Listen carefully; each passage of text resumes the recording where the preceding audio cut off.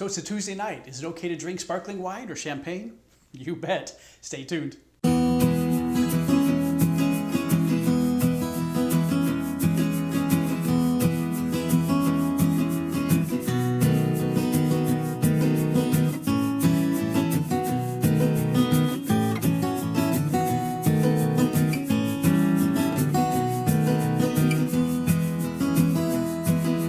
Welcome to this week's episode. Yes, you can tell I'm drinking some sparkling wine.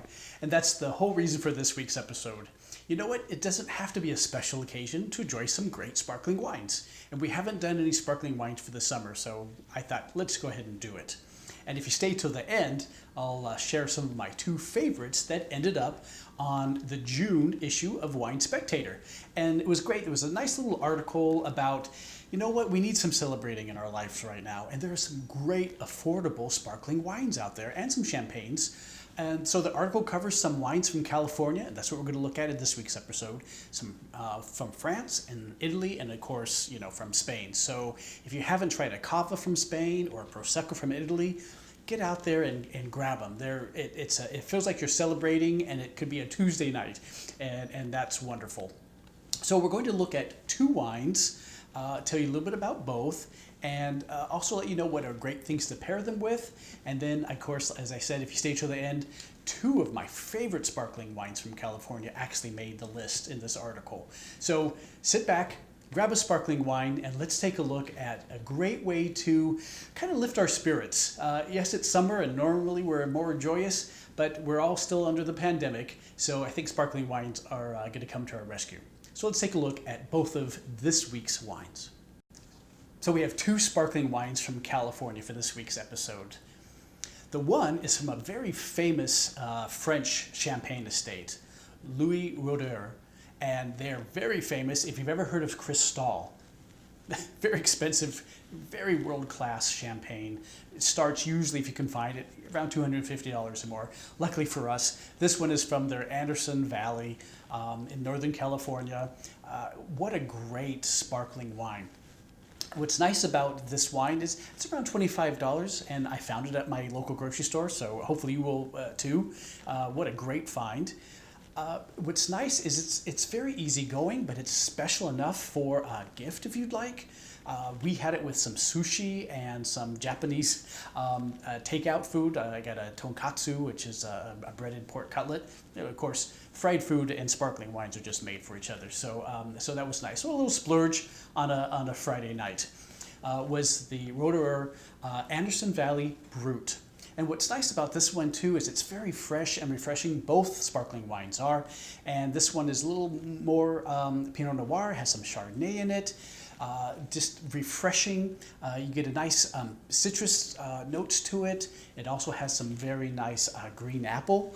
And again, nice acidity, worked very well with the sushi, and it worked very well with my fried pork cutlet. So just an outstanding, great value. Again, about $25. And from a very famous French champagne house. But what's nice is they've been in California now for quite a while, and I think this sparkling wine was first made in about 1981. And also the Roederer house, when they're in California, they only use their own grapes from all their own selected vineyards. So you could just feel a little more like, you know what, they're trying to be very French in their style and their technique. So traditional method is the way they make it, which we've talked about in some shows before. But that's where they make the still wine, and then they go ahead and do a second fermentation inside the bottle. Very labor intensive. Both of these wines are that way. We'll talk about the Gloria Ferrer in just a second. So both are very labor intensive, and which makes them even more remarkable that they're so affordable. But you can taste the quality, and that's why they made this list. So this the Roederer estate, I think, was maybe number 2 on the list. We received very high scores in the Wine Spectator article. So please get out, give it a try, and let me know what you think. Let's switch gears. We're still going to stay in California. Let's take a look at the Gloria Ferrer and talk about what makes this sparkling wine so special. So our second wine in this week's episode all about how to bring some joy and celebration to our summers, even on a weeknight. And the Gloria Ferrer fits that perfectly. What a great Tuesday or Wednesday, Monday, whenever you need it, grab it out of the refrigerator and pop open a nice sparkling wine from Sonoma, California. And I think it'll lift your spirits, absolutely. This one's even more affordable than our Roederer estate from Anderson Valley. This one's right around $20, and what's nice about the whole line of the Gloria Ferrer sparkling wines is very many different levels. So they had one that actually made the very top of this list, and then they have some that are more Pinot Noir, more Chardonnay focused. We can spend more money, but not a lot more money. So, I think one of their higher end ones was right around $40 or so. So again, not crazy, French champagne prices that are $150 or $250 or plus. So don't worry, you can definitely spurge for this one. This one, I would say, had quite a bit more Pinot Noir maybe than the Roederer estate that was more Chardonnay focused. It still had Pinot Noir in them. Both are kind of a Pinot Noir and Chardonnay blends. And that's something to keep in mind that, well, why in this part of California do Pinot Noirs and Chardonnay seem to be so popular? Well, guess what? Both grapes like cool climates. So that part of Northern California can get kind of warm during the day, but the Pacific Ocean comes right in and it cools the grapes down. So the Chardonnays and the Pinot Noirs do like cool climates and make great sparkling wines. And then if you think about it, well, Champagne, France is a very cool place. So it became so famous for making champagne is because they had to figure out a way to make these still wines, which weren't so great on their own, and they had to jazz them up a little bit. And that's really how the champagne and the effervescence and the second fermentation in the bottle really got started. How do we improve those wines? Because they were maybe a little too lean, not like we're used to these days. So back to the Gloria Ferrer. Again, because it has quite a bit of Pinot Noir and it has Chardonnay, you'll notice some beautiful green apple notes and a little toastiness to it and a little lime zest. Just so refreshing. Both wines have nice acidity, very refreshing. Absolutely drink it on its own, but it went very well. Also, I opened both with our Japanese dinner, and it went very well too. So you could have both wines. Definitely the Gloria Ferrer if you're having a nice salad and maybe had some chicken on top or some tuna. You could do great vegetarian dishes with it. It's great as, again, sipping on its own, because maybe on Tuesday you need that glass of sparkling wine to lift your spirits before you even think about dinner. That fits the bill. So a whole range of really nice, light, healthy foods that we want to drink around the summertime. So you really can't go wrong with either one of these sparkling wines from California. I think that's why they made the Wine Spectator list in this article about some of the great, affordable sparkling wines that are available to us right now. It wasn't always the case. So one of the things I want us to walk away with today is, again, sparkling wines from California, focusing on Pinot Noir and Chardonnays. They enjoy that cool climate. They make wonderful sparkling wines. That's why you'll see a lot of the sparkling wines from California kind of come from that whole Sonoma area and even more north of Sonoma. And if you think about it, these wines, it's even more amazing that they're affordable because they are so labor intensive. Both of the wineries advertise that, hand harvesting the grapes, and then they have to make the wine. If you think about it, remember the sparkling wine, they make the wine first, and then they go through the process of the second fermentation in the bottles, right? So they're keeping to the very traditional method, or method traditionnel. So like they do in Champagne, France.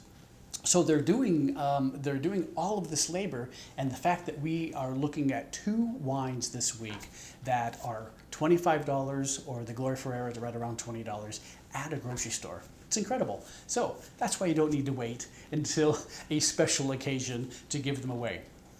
Now, if you want to, the Louis Roederer Anderson Valley, that would make a very nice gift. Absolutely. Gift to yourself. Or if you're going over to someone's house and you want to bring a nice gift, absolutely. $25, maybe $30 makes a nice gift. And the Gloria Ferrer would too, depending on whom you're giving it to. But I'd say just gotta keep that in the refrigerator so you can always have it on hand for those days when a sparkling wine sounds great. Well, I promised you if you stayed till the end, I would tell you two of one of my favorite wines, sparkling wines, made the list too, and I'll tell you what they are. So two of my favorite sparkling wines from California made the Wine Spectator list. And this probably isn't going to surprise many of you who've been watching my channel for a while, and you know what a crazy fan I am of rosés. So they're two rosés, two sparkling wines, one from Schramsberg and the other one from Domaine Carneros. Great ones. I'm going to put the description down in the description box area, and I'll put those down there. And they're only a little bit more money. I'd say they're both right around the $35 range, which was great. And so I'm so glad they made the list, because I like sparkling wines and champagne in general, but rosés are always at the top of my list. Well, there you have it. So we looked at two sparkling wines, both from Northern California, that made the Wine Spectator affordable sparkling wines to enjoy this summer. And we need the joyousness, and we need to sort of lift our spirits right now. And what a great opportunity. And you know, with the summer heat and with some of the lighter foods we have, the sparkling wines are great for that. Their acidity and the nice sparkling green apple and the citrusness go so well with our summer foods, and it helps beat the heat. So guess what? You don't have to wait for someone's wedding to enjoy some great sparkling wine. You could do it on a Tuesday, or like we did, have some sushi delivered to your house on a Friday. What a great way to start the weekend off. Well, thank you for sharing our channel with your family and friends and coworkers, even if they're remote right now, and let them know about our channel, and that hopefully we're a good resource to how to enjoy wine, learn more about wine, and explore the world of wine together. Well, until next time, everyone, cheers.